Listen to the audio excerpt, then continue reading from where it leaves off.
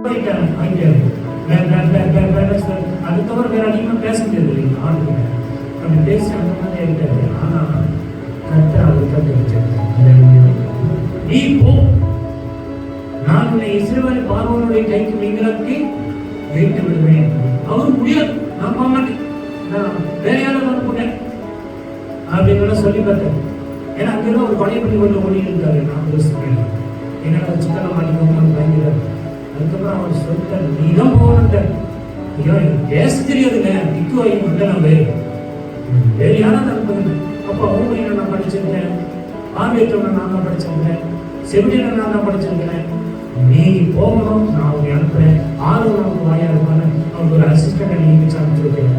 இவன் கம்பெனி போயிருந்தாங்கன்னா ஆர்வம் நீ செஞ்சிருக்க வேண்டியதில்லை, வந்துருக்க வேண்டியதில்லை. அவர் போய் எனக்கு கண்டுபிடி செஞ்சிருக்க மாட்டார், ஒரு பாம்பு வந்துருக்க மாட்டார். ஆனால் இப்போ ஆண்டு எனக்கு கொடுத்து அனுப்பியிருக்கிறேன். அவர் வரும்போது சும்மா ஒரு கோலோடு தான் வந்தார். போகும்போது 6 லட்சம் புருஷரோடு போறார், 35 லட்சம் ஜனங்களோடு போறார், கோடிக்கணக்கான ஆடுமாடுகளோடு கூட போறார். ஆமென். என்ன அனுப்புறது யாருங்க? ஆண்டவர். ஆமென். பார்வோன் அவர் ராஜா, பெரிய ராஜா. அந்த ராஜாவுக்கு முன்னாடி போய் நின்று அவருடைய அற்புதங்களை அடையாளங்களே இவர் செஞ்சாரு. இவர் பெரிய தலைவனாக கத்த மாட்டார்.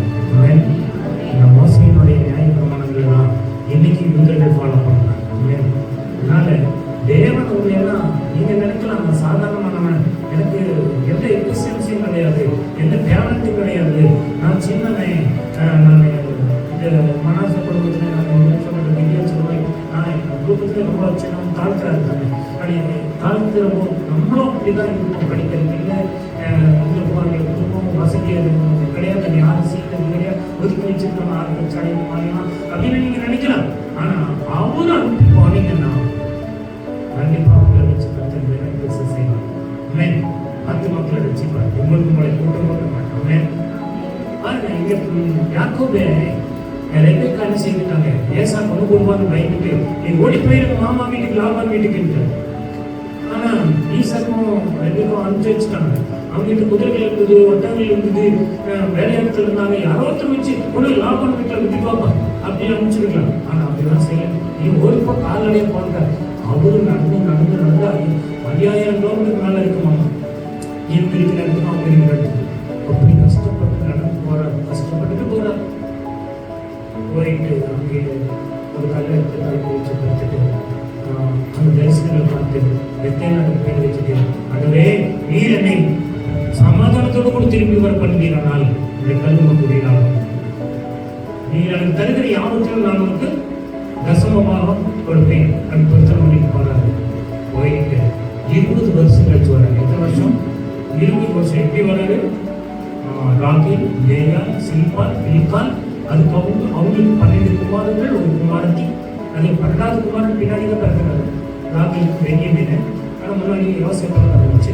இப்போ இங்கே வந்து 12 கோத்திரங்கள் உருவாரு. அவன் அனுப்பும்போது எப்படி ஓலும் செய்யுமாய் நடந்து போனார். 2 பரிமாறுகள் போனார். கோத்திர பிதாவாய் யாக்கோபு போனார். ஆமென். அல்லேலூயா. அந்த யாக்கோபுக்கு பிறந்த ஒரு தம்பி யாருங்க? யோசேப்பு.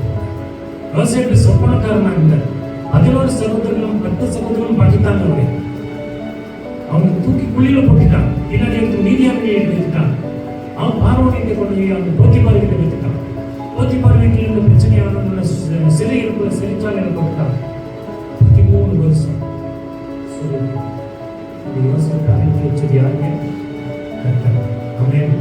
நீங்க எல்லாம் இன்னைக்கு கொண்டுட்டு வந்ததே வீட்டுக்கு உங்களுக்கு ஜீவரச்சனை செய்யும்படி கர்த்தரே உங்களை உங்களுக்கு முன்னாக என்னை அனுப்பினார். ஆமென். இப்ப நம்ம நினைக்கலாம், நம்ம மூலமா பாடுறது, நம்ம மூலமா யாருக்குமே பிரயோஜனம் இல்லையே, நம்ம கஷ்டப்பட்டு தானே இருக்கிறோம், நம்மளால ஒருத்தருக்கு பிரயோஜனம், நமக்கும் பிரயோஜனம், யாருக்கும் பிரயோஜனம் நம்ம நினைக்கலாம்.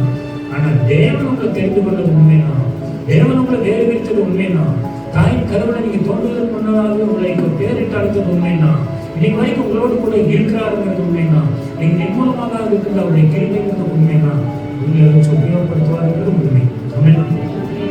அதே பெரிய காரியங்களை நிச்சயமா செய்யும். யோசேப்பு பாருங்க, மோசஸ், மோசே, இன்னும் அநேகரை நம்ம தனியாக அனுப்பும்போது அவங்க சாதாரணமாக தான் போறாங்க.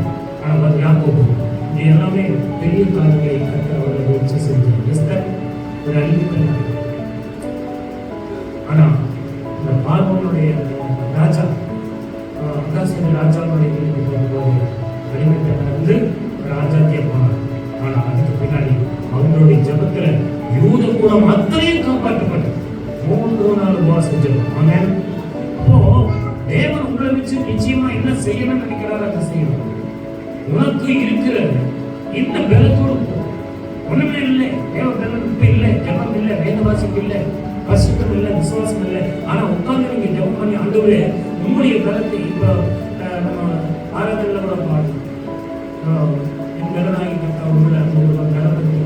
அந்த பலன் நமக்குள்ள வந்துட்டுதுன்னா நம்ம மூலமா கர்த்தர் அதிக பெரிய காரியங்களை, ஆராய்ந்து முடியாத காரியங்களை நிச்சயமா செய்யணும். பார்க்கறதுக்கு சாதாரணமானவங்களா இருக்கலாம், ஆனா அசாதாரணமான தேவன் நம்ம கூட இருக்கிறார். நீங்க விசேஷத்துல எப்படின்னு கேட்டா கர்த்தர் நம்ம கூட வந்தார், நம்ம விசேஷம் கர்த்தர் நம்ம கூட இருந்தா நம்ம விசேஷித்தவங்க. அப்போ விசேஷமான காரியங்களை உங்க மூலமா நிச்சயமா செய்வான்னு நம்பிக்கை. எப்பவுமே இந்த நெகட்டிவ் காசு இருக்கக்கூடாது. நான் ஒன்றும் இல்லை, என்னால் இருக்க முடியாது, நான் எல்லாரும் ஒதுக்கப்பட்டு இருக்கிறேன் அப்படின்னு நீங்க நினைக்கவே வேண்டாம்.